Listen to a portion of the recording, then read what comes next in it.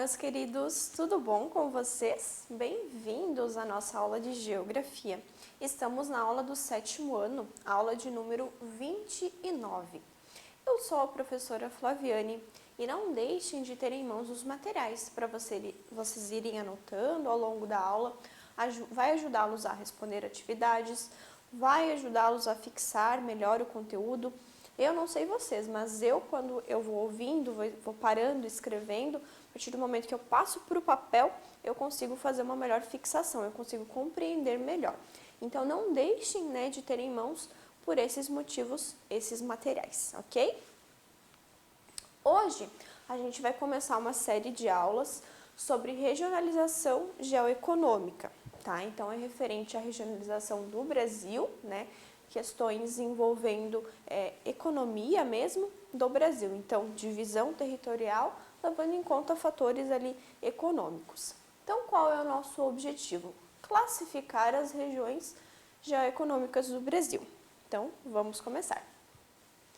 Primeiro, vamos entender o que é regionalização. A regionalização é utilizada para a gente poder descentralizar a administração e, desse modo, planejar melhor as ações governamentais.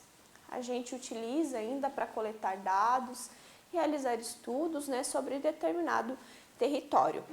Então, a partir do momento que a gente descentraliza, tira de um único ponto e passa a ter vários outros, a gente consegue administrar melhor. No caso do Brasil, as formas de regionalização do nosso território, elas variam, não existe apenas uma forma. Dependendo de qual é o nosso objetivo, a gente vai ter algum tipo de regionalização.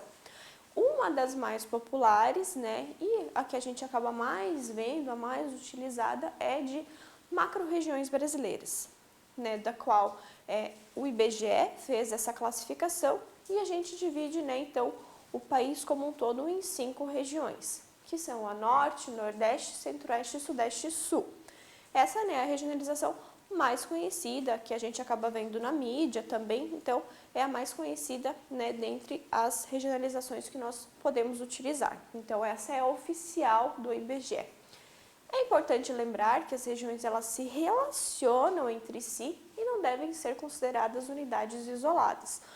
Apesar de haver essa regionalização para uma melhor administração, a gente não pode desconsiderá-la, essas regionalizações fazem parte de um todo. Tudo é o Brasil. Então, as macro-regiões do IBGE, região Norte, região Nordeste, Centro-Oeste, Sudeste e Sul. Então, é a regionalização mais conhecida que a gente tem. Outra forma de se regionalizar é em relação à regionalização geoeconômica, que também é chamada de complexos regionais. Tá? Ela foi proposta por um geógrafo, o Pedro Pinchas, durante a década de 1960. Ele propôs, com essa divisão do território brasileiro, 3 regiões que não seguem as fronteiras estaduais. São elas a região amazônica, a região Nordeste e a região Centro-Sul. Nessas regiões, as características em comum estão ligadas a aspectos naturais e socioeconômicos dentro de cada uma delas. É isso que a gente vai estudar a partir de agora. Então, é essa regionalização aqui, esses complexos regionais ou regiões geoeconômicas, que nós vamos ver a partir de agora. Nessa regionalização, o norte de Minas foi incorporado ao complexo regional do Nordeste, por exemplo, aqui o norte de Minas Gerais está no complexo regional do Nordeste.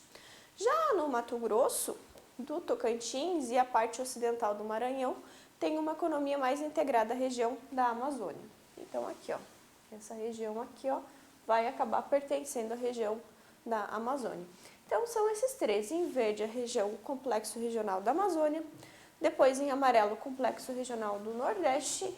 E em rosinha aqui, o complexo regional Centro-Sul. Então, são 3, Então, de 5, que é aquela proposta pelo IBGE, o Pedro aqui propôs 3, levando em consideração questões físicas, econômicas e sociais, essa proximidade entre esses aspectos. Então, o primeiro dos complexos é o regional do Nordeste, é o primeiro que nós vamos ver.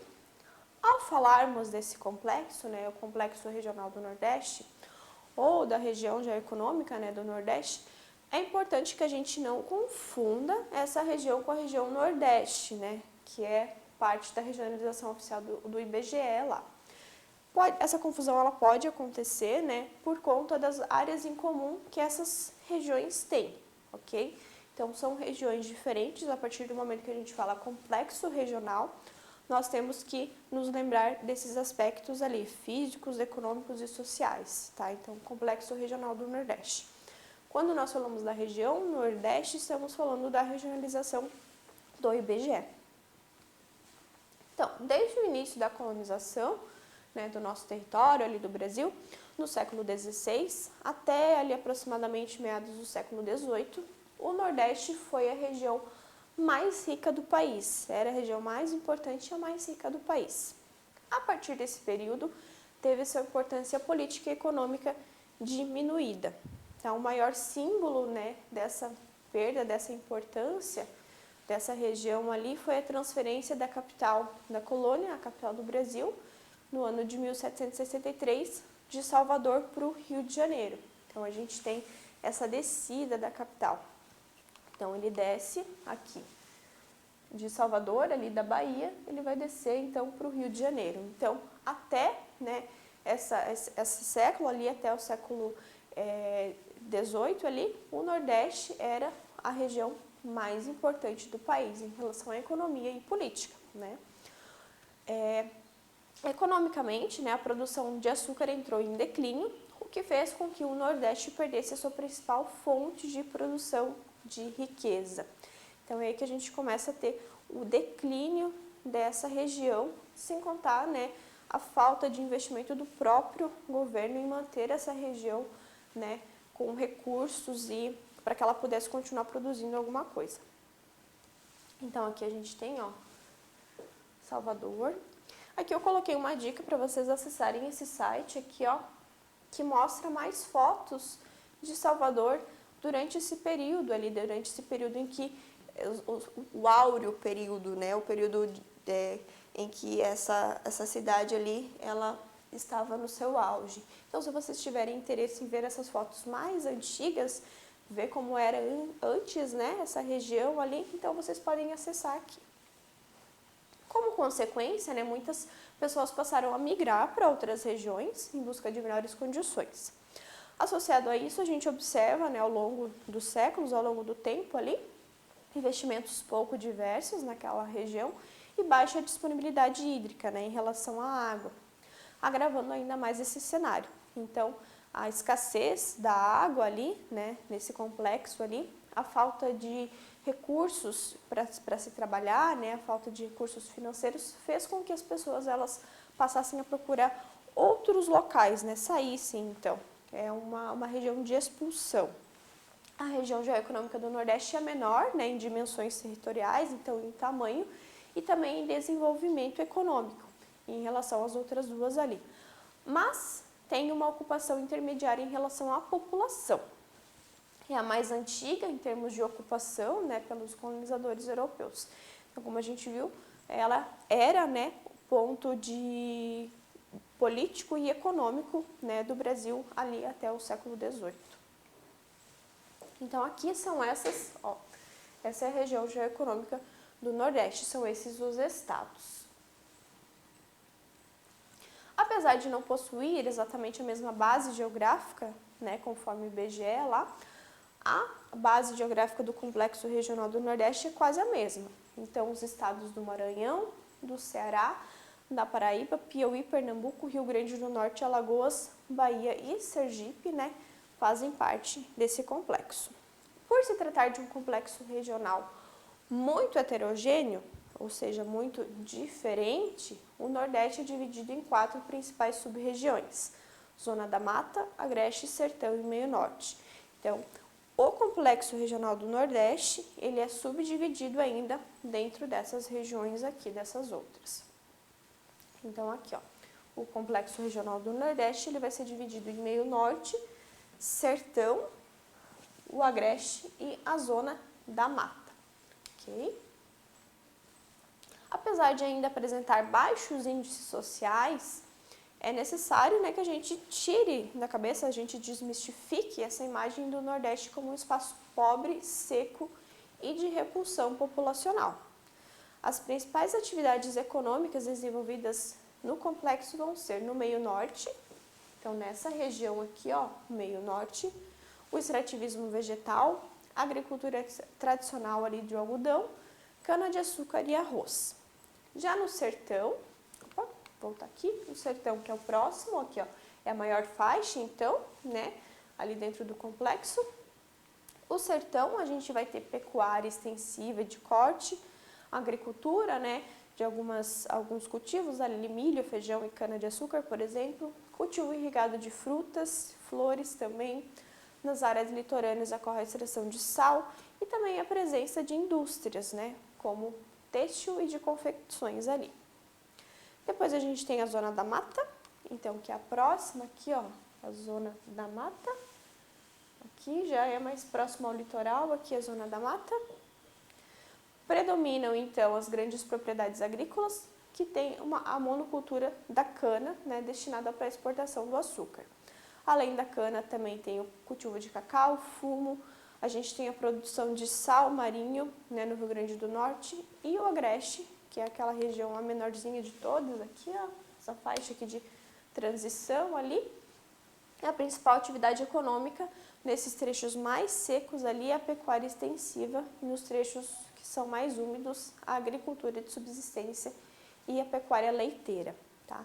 Então é uma região, como a gente consegue ver ali, ó, essas transições. Então, sertão, agreste, já nos remetem, né, a essa questão hídrica, né, de falta de água ali. Então, devido a isso, existe essa divisão. O Rio São Francisco é um importante recurso natural, serve não apenas para o abastecimento de água, né, da região, mas também para a construção de hidrelétricas, para navegação, né, também é possível dentro ali dessa faixa. Então aqui, ó, o Rio São Francisco, ó, ele corta, né, alguns desses estados e ele vem até aqui, ó, Minas Gerais, ó, e é um dos rios mais importantes para essa região ali.